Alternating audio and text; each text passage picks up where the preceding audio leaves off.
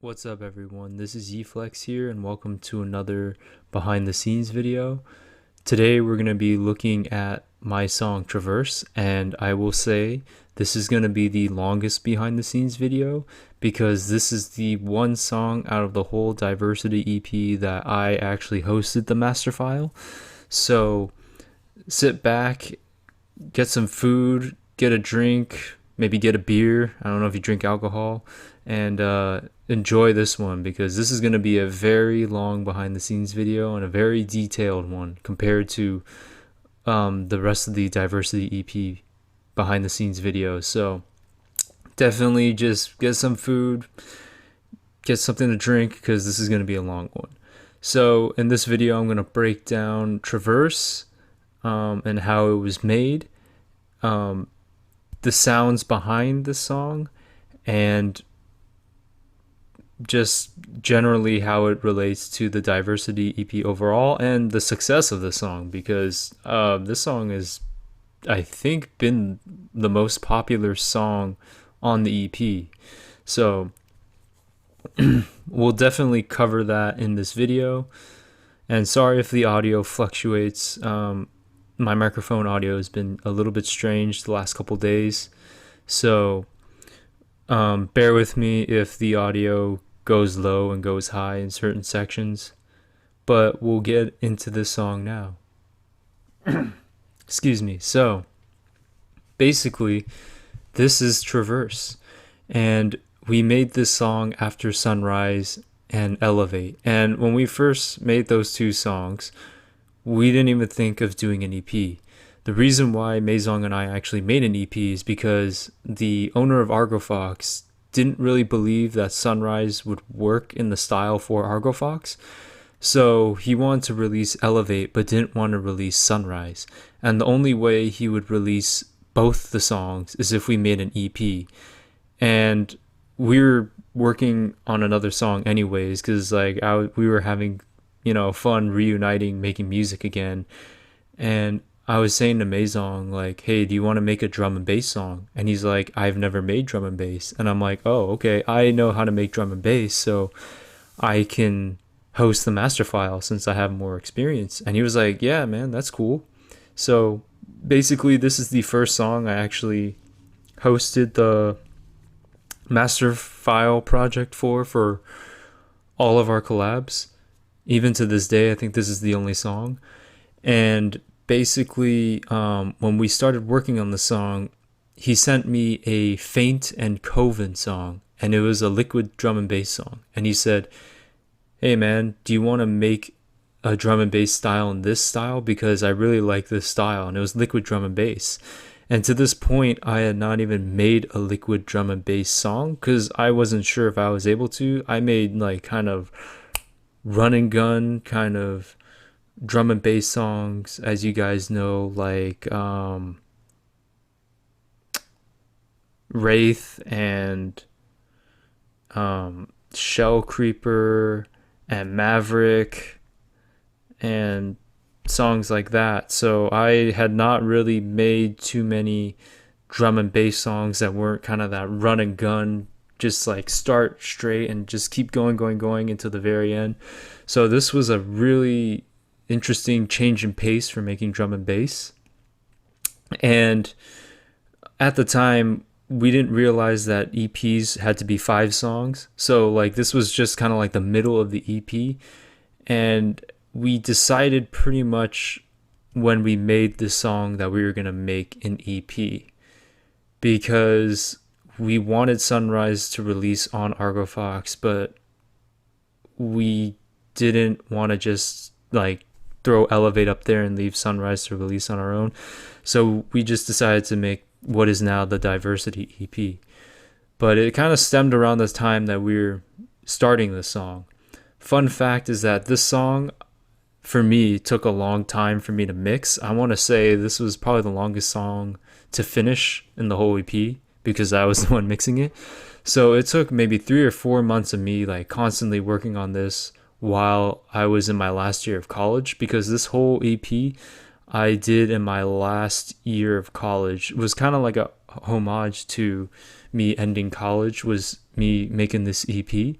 and the EP kind of released around the time that I was about to finish college and graduate. So I would say about half of the EP, maybe like, yeah, 3 songs released by the time like I finished college and graduated. So this EP always reminds me of the time that I graduated from college and the last year of my college experience. And, it's some good times from that year. But in that 3 months, I remember doing schoolwork, doing tests, and studying. I was doing and working on this project kind of like as a stress reliever.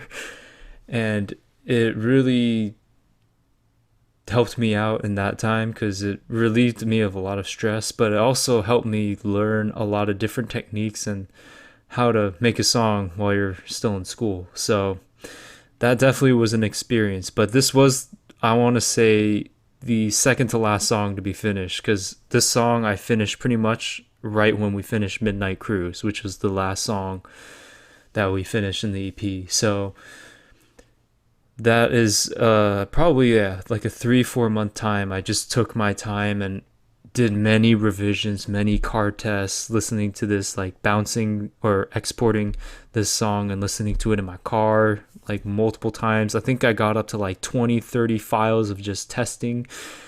And yeah, this song, I really kind of poured a lot of my heart and soul into that time. So I'm really glad that it came out pretty well.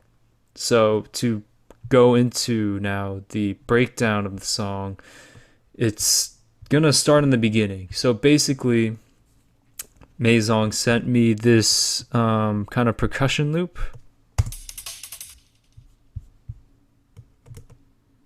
Kind of like a basic loop. Kind of like a basic percussion loop.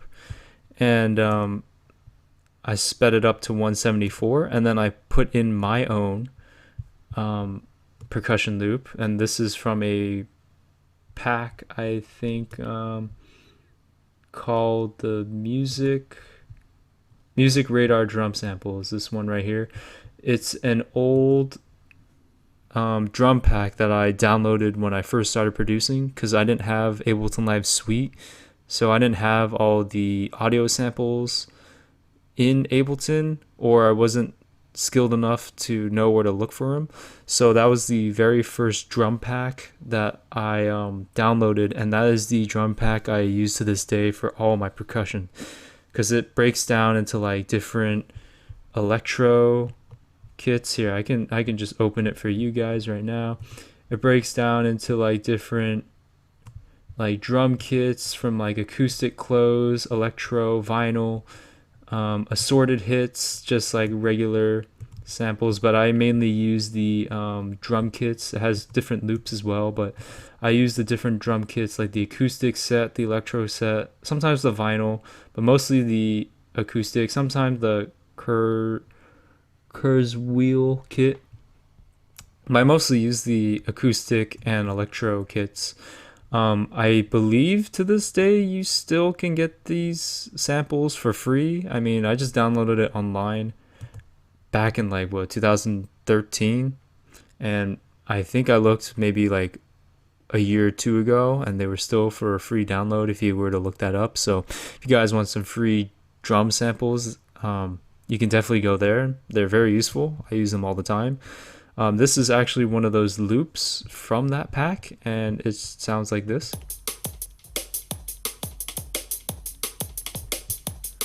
So when you play those two together, you kind of get this kind of liquid drum and bass sound. Because a lot of liquid drum and bass songs start off with a kind of drum loop, kind of like that, kind of running in the intro. And then this is the Maison lead. This is part of his lead. It switches up, I believe, in this part, but yeah, this is that stabby kind of lead. And for this, I basically EQ'd it quite a bit. I took out a lot of the high end section at around 6,000 to 7,000 kilohertz. I don't know, it sounded really high pitched to me. So I want to get rid of a lot of that. Got rid of a lot of the low end and then cut part of the really, really high end so it's not too loud. And then there's his pad. This pad was probably the trickiest thing to EQ and make fit in the mix as well as the strings. These two sounds are what I was having like the most difficulty trying to mix in the whole song. But his pads is really what makes the song.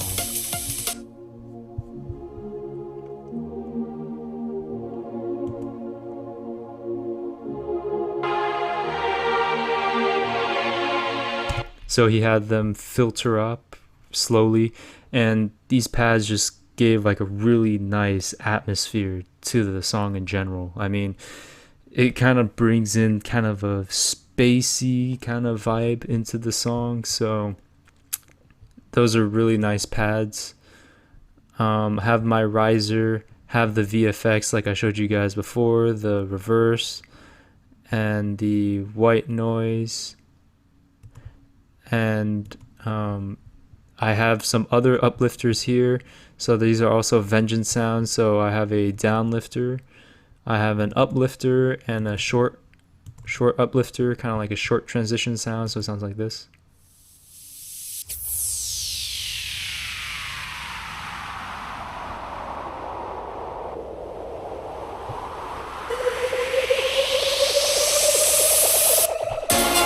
So it kind of brings up the tension before it impacts and drops. So definitely cool there. And then these sound effects are from Maison. I think they're just kind of general kind of like white noise ones as well. Excuse me. So basically that is the intro as well as the kick. So the kick is like a build up too.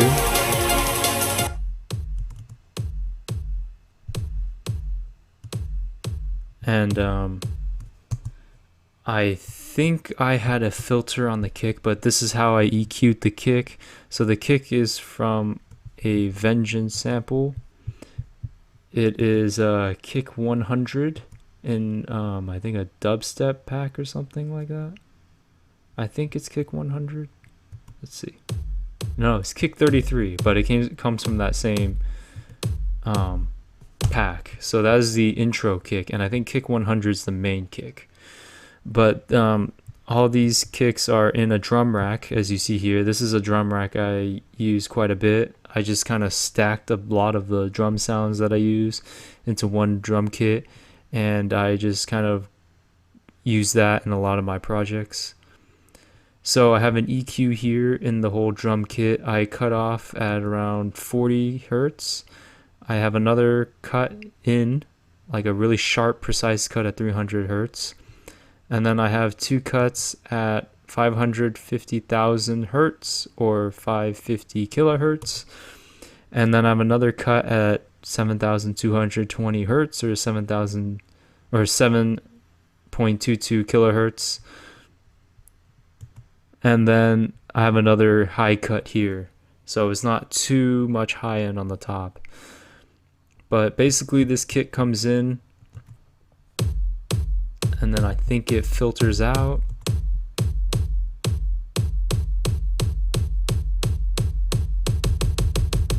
Oh, actually it doesn't. Okay. And then you get the main drum kit coming in. So sorry about that. I thought I filtered. It's been a while since I've opened this project up, so my apologies. But that's basically the intro section. You have the little kind of pluckish kind of instrument from Maison with the pad going on. And then I have these orchestral strings, which this is a sound I like to use in a lot of projects now.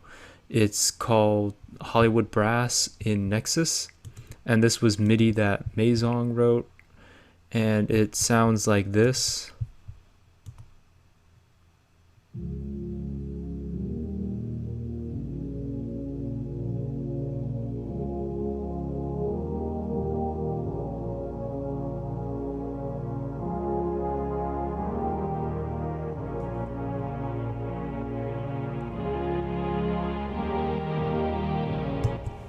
So this is also another Nexus preset. It's in the classical section and it's called Hollywood Brass. It's a sound I use in a lot of songs now. I really like the orchestral feel to it. The whole chain in itself. So I have a compressor on it. I have an EQ cutting out some of the lows but leaving some of the lows down here. And I have a filter filtering it in. So if you don't know what a filter does, it kind of takes out certain sounds. So this is, I think, a high pass filter, so it keeps, or actually it might be a low pass filter. So I know a low pass filter keeps the lows and then it gradually brings it up, and then a high pass filter cuts out the lows and it keeps the highs and brings you can gradually bring it back in. I'll be honest, I'm not the most educated on those. I just kind of know which one I need and I use that, but I don't really remember the names all the time, so my apologies for that. But I think I put a low pass filter on that, but I know it filters in with the orchestral strings. So then all together, as you guys know, it sounds like this.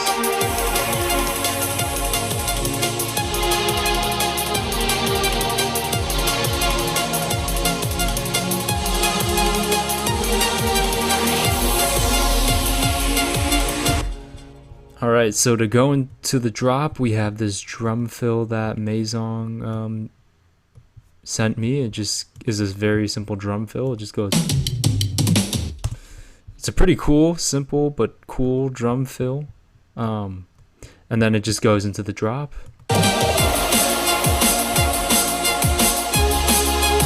Man, so there's a lot to break down. So in this drum section, I'll start here in the percussion. I use the snare, a bunch of different snares.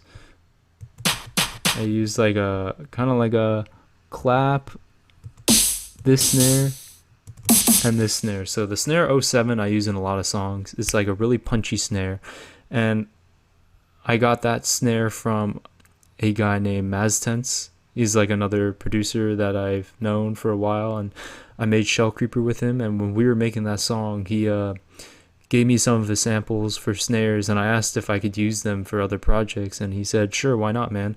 And I use the snare 07 in a lot of my songs. It just kind of gives that punch, that like really big punch into the snare section. So I layered that with another snare from Vengeance, and then I layered that with a clap. And then you see you have a close hi-hat just running the whole time. And they have kick 100 and kick 38. So though I had two kicks running at the same time. I just want to see. Yeah, so I had two kicks running at the same time to kind of give it the beefiness. I don't do that as much anymore. I normally just use one kick and kind of go from there. But every once in a while, back in the day, I used to use two kicks. Sometimes I use one, sometimes I use two. I was still experimenting at the time. So that's what sounded like this.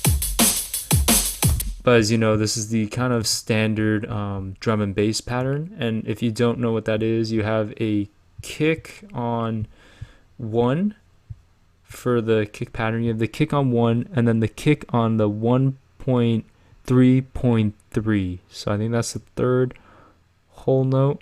And then you have the snares on the 2 and the 4.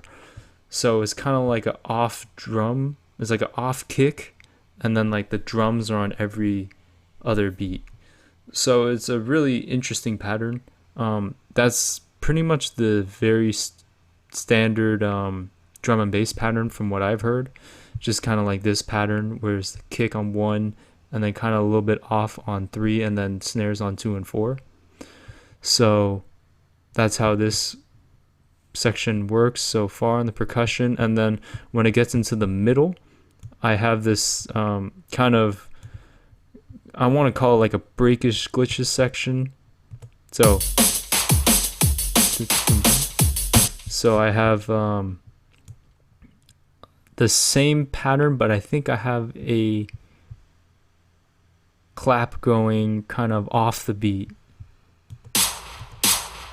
And then I changed the hi-hats to kind of be a little more sporadic and have a gap. Same with the clap. I have that match with the hi-hat when it's going into like the transition area, like da-da-da-da, kind of like that. So then it kind of gives it more of a swingish, glitches type feel, kind of.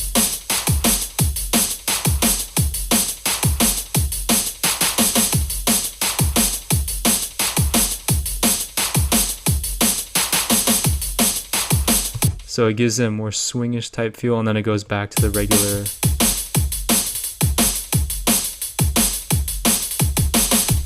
It goes back into the regular percussion, except I think the hi-hats flutter a little bit here because I have like a couple 16th notes in between, but it pretty much goes back into the standard drop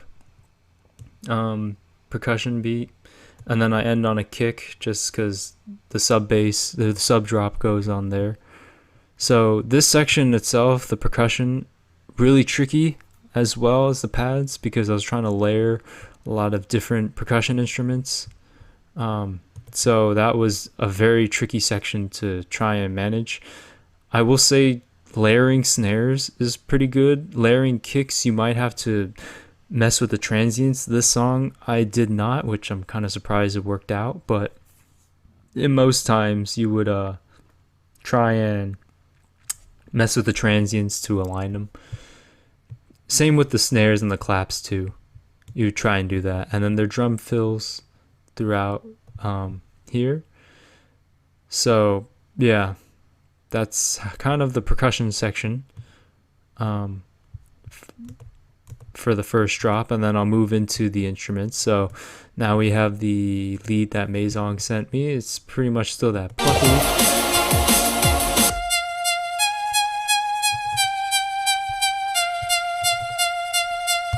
So just a little more frequent, a little compression there, some delay, some reverb. Nothing too special there. The dulcimer that you might recognize from Sunrise is also in the song, and that is the song that plays later in the drop. So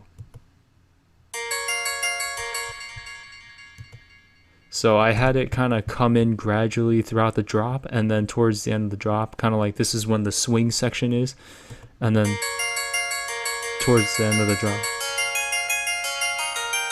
So when you combine this, the dulcimer for some reason creates this kind of at the end of the phrase. I don't know how it does that. It just might be the combination with his lead sound and the dulcimer. It just seems to work out. It was probably one of the cooler sounds in the drop that I liked. It just gave it this little kind of like ending motif thing, so to speak. Sorry, I need to plug my computer in. Give me a second. And basically, it gave this kind of ending motif to the lead. And, you know, it seemed to work out. Like, it sounds really good together. So that's the dulcimer, same from Sunrise. And he sent me the audio for that, and I just paired it together. And then it has the strings playing.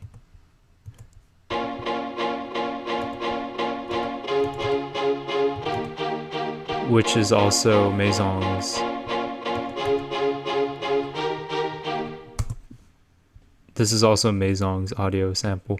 And this was pretty tough to add in because I really wanted this in. I had a tough time struggling to include this with how many things are going on, because there's like a lot of things going on. I mean, there's a lead going on. There's a alternative lead. There's a ton of percussion.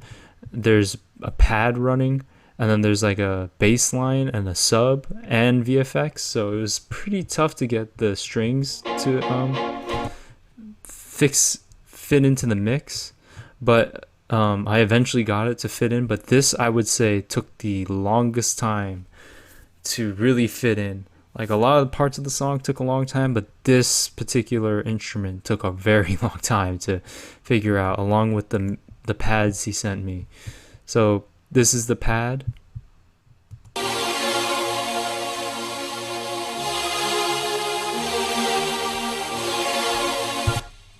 So those two sounds are really big atmospheric sounds, but they take a lot of room in the mix. So it's pretty tough to like kind of have them kind of sit in the same place as the lead that was happening. So I was trying to find the focus between the lead being the focus or the pads being the focus. And luckily I was able to find that over time, a really good balance between the two where you could hear both of them pretty well together. And then this is kind of the break of the swing section.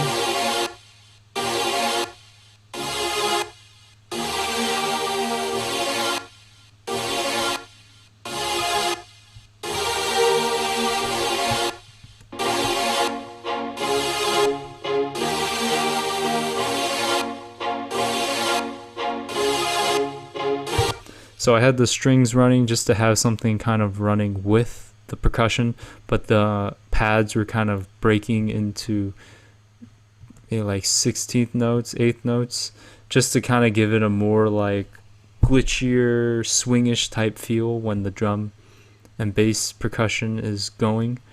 And then this is a Pluck sound that I've used for a very long time.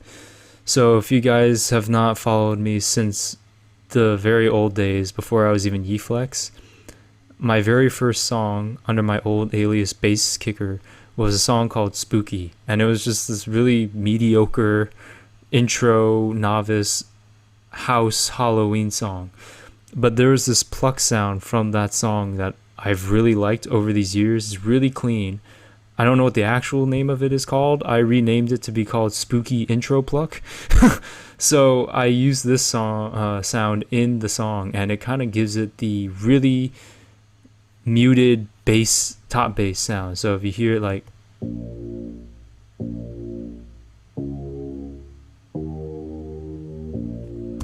so I EQ'd it to basically be in the mid and have a little low mid, but I cut off most of the highs. So it's a very muted sound, and then when you play it with the sub, it's very interesting. It sounds really cool.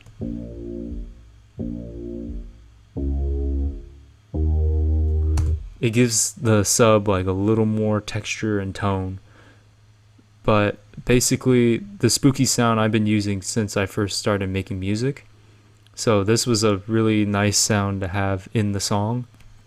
And such a big song too, because even though it's not like the biggest contributing song, it's a really nice sound to have from when I started music. So it's kind of like a homage to me starting music with this song. So the sub, as I might have mentioned in previous videos, I use Operator for my main subs. Nothing on it, just plain Operator, so it's basically a plain sine wave. And for the sub drops, I use this thing in Nexus called the Sub Bomb, and it basically is like a sub drop. If you don't know what a sub drop is, it sounds kind of like this. And I'll show you on the spectrum analyzer what a sub drop looks like. So basically, it goes from there. It just plays different sub notes and goes down, so it makes kind of an effect like with the sub bass. So I use that most of the time. Again, it's in Nexus, it's in this pack that I have called the XP Dance Volume 2, and it's called the Sub Bomb, in case you're using Nexus 2. It's a pretty old synth. I think Nexus is now in Nexus 3, and I don't know if they have that pack, but the Sub Bomb is definitely a sound that I use in all my songs to have that sub drop. So basically that's the first drop. Has the dulcimer kind of coming in while the swing part is happening with the strings happening and the spooky pluck. So if you want to hear that.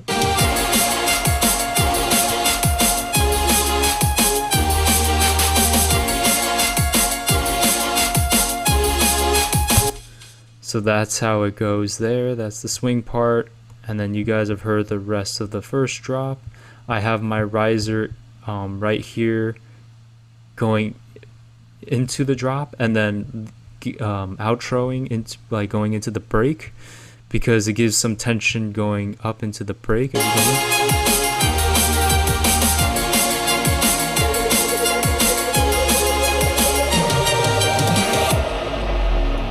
it just gives like a nicer you know, transition, smoother transition. So basically we go into the drop here, it sub drops and it hits on the kick and the sub drop plays, so it gives it a nice effect like it's ending. And then after that there's the percussion loops both going at the same time again, and then I bring back the orchestral strings, and then I have those filtered again as well. But the more interesting part in this section is the sub bass that I think Maezong added. So this is actually his sub bass. It oddly sounds like the spooky intro Pluck bass sound that I have. So if you listen here, I have this section filtering as well, but it actually sounds very similar. So definitely has like common ground with the spooky Pluck bass. And then I have the dulcimer playing in this section. Oops, wrong sound. And I have that filtering in as well. And then in this section I have the pad playing and filtering in.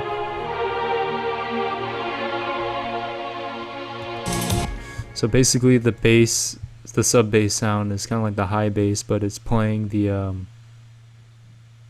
chord section. So it gives it a nice, really liquid drum and bass type vibe. I don't know, I found that kind of fascinating that his sound, his sub bass was the same, similar sound as the spooky bass that I added. So they kind of worked hand in hand, and then it's kind of the same kind of build back into the second drop, where, you know, it has the drum percussion, but the drum percussion here cuts out. Actually, like in the intro, the drum percussion, his drum percussion cuts out, mine stays until it goes into the gap of the drop where it fills, and the dulcimer plays. But then leading into the second drop, there is a change in the lead, so we'll play both the dulcimer and his new lead.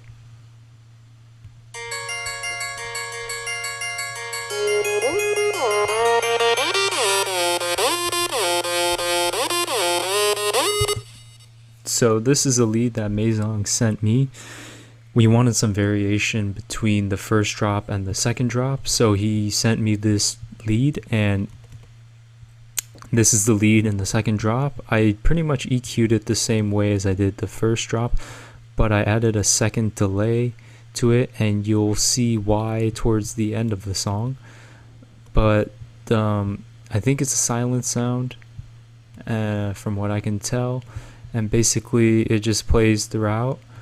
And then I have the strings again, and that's the only thing that really changes, is that lead sound. So the dulcimer plays, and it does that kind of motif thing at the end of the song. So definitely an interesting thing. And also a fun fact is, if you want to lead into a lead, then you can have like a reverse or some notes play in.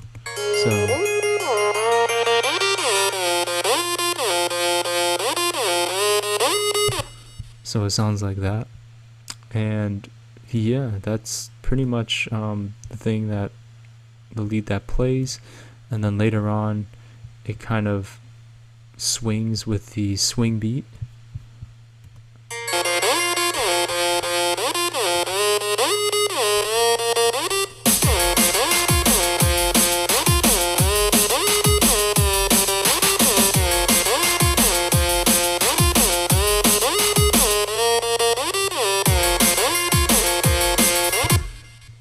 Yeah, I had his lead pretty much play throughout the whole song because, you know, it basically is the main lead, and it doesn't really need to glitch too much or kind of swing too much, so I just want to do that as well.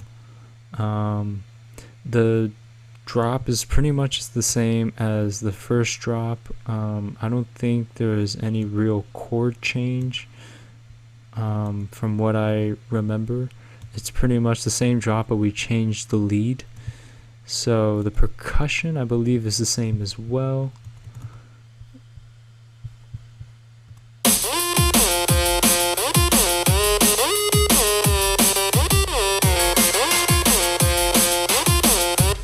So I just used the same percussion, kind of the same format as the first drop, just changed the lead and did the dulcimer in the same way with a little motif.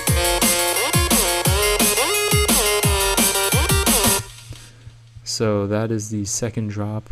I went over most of that in the first drop. And then you have the VFX down here, you have the white noise riser kind of emphasizing the reverse, and then you have the riser building up to the outro.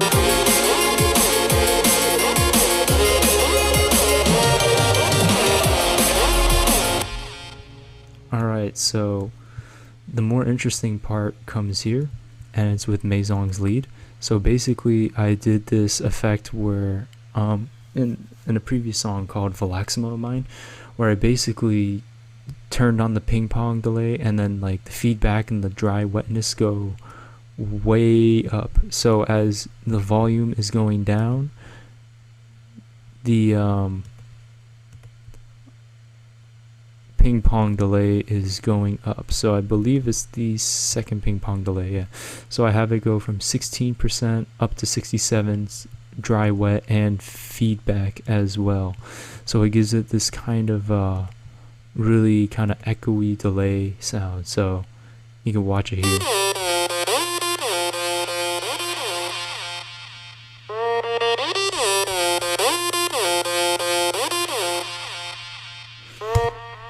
Yeah, that's like a cool technique I learned on my own, just messing around with the ping pong delay and using it for my song Valaxima on vocals. Found that out on my own, so definitely was a really fun thing. I don't do this too often because it takes a lot of work, but in this song I just poured all my knowledge and all my experiences into this one song. So I put all my effort into this song here. So it gives it a really nice outro kind of effect, kind of that delay.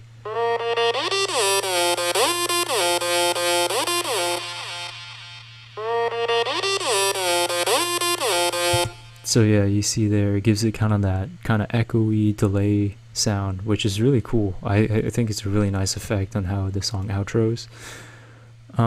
We have the orchestral strings playing as well.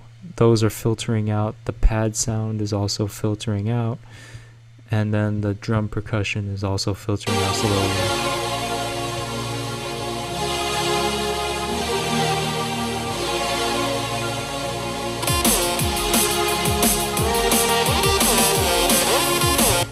So the percussion is just like a more scaled down version of the intro and drop. Actually more of the drop percussion. It's kind of a more scaled down version. And then I changed a lot of the velocities. So the velocity kind of changes how loud the note is. So I was changing it kind of manually to gradually go down instead of adding a filter and then, you know, automating it or clicking and selecting the points for it to go down. The velocity would manually kind of take the notes down, as you know, the velocity is when you press a key, and how hard you press that key is how hard the sound is. So this is basically the electronic version of that. So you can set the velocity, I think, by pressing Alt, holding, and then changing it like that, and just like pushing down on the mouse, holding it down, or pushing it up if you want it higher. So basically did that for this whole section. So that's kind of how it faded, but I think there might be a volume fade as well, or filter fade. I could be incorrect though. No, okay, so it is just velocity. And then basically to outro the song, I had the VFX playing, and then I had the massive riser come at the end, just kind of to bring the tension and end the song. So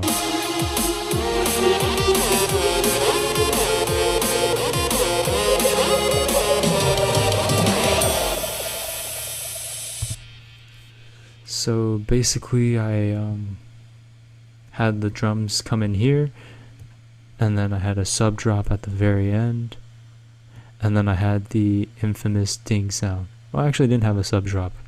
I just had it end on the kick, but I had a ding at the very end. I think this might be the last song I used the ding sound in, which was kind of a good send-off for the sound because I don't use it too much anymore, and as I said in my previous video, the inside joke between me and Paper Wolf has gone on long enough, so I don't really use the ding anymore, and this was like the best song to retire the ding sound on. So yeah, I think that's pretty much Traverse in a nutshell. If you guys have any more questions, like in terms of what I used and stuff, like the percussion, most of it came from Vengeance and the Music Radar pack, and then the free samples I got from that original Ableton tutorial video. The drum loop came from that same pack as well, the Music Radar pack. The sub is Operator. The sub drop is from Nexus, called the sub drop plugin.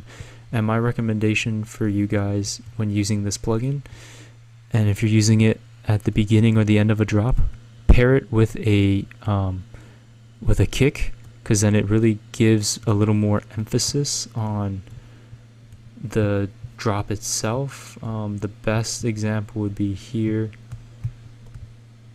and down here, and I'll put on the spectrum because you can kind of hear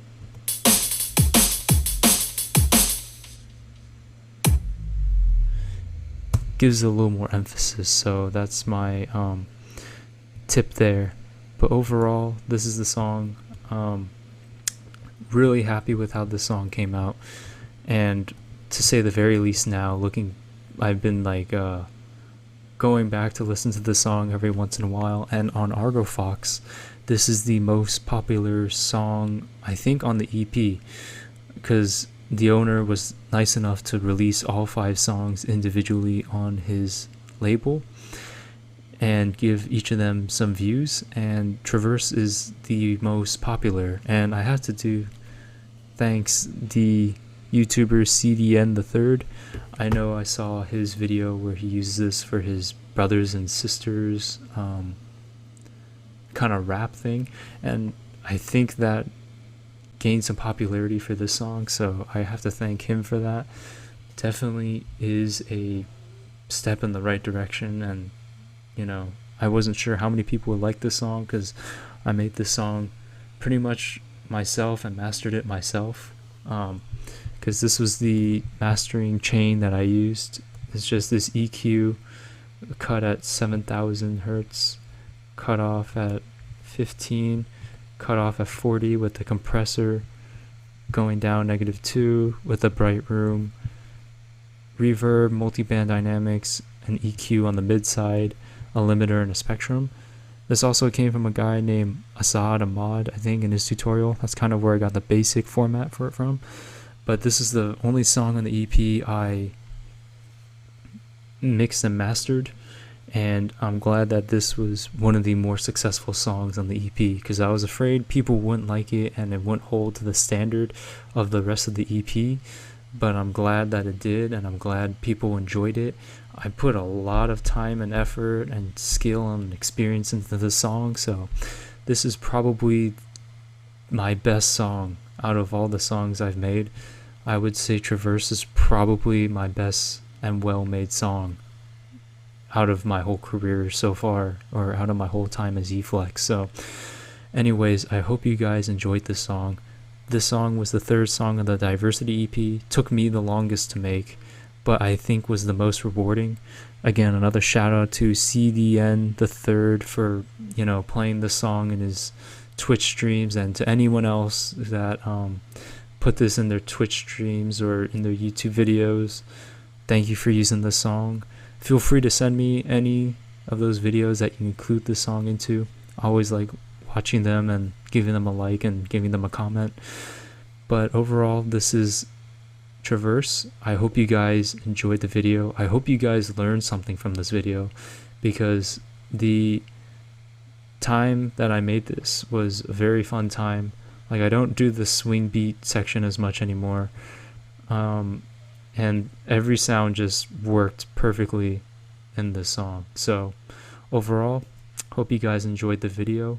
I know it was a long one, Hope you guys enjoyed your food, drink, whatever you had with you while you're watching this video. So thanks for watching. Hope you learned something, and see you in the next behind the scenes video. All right, have a good one, guys. Peace.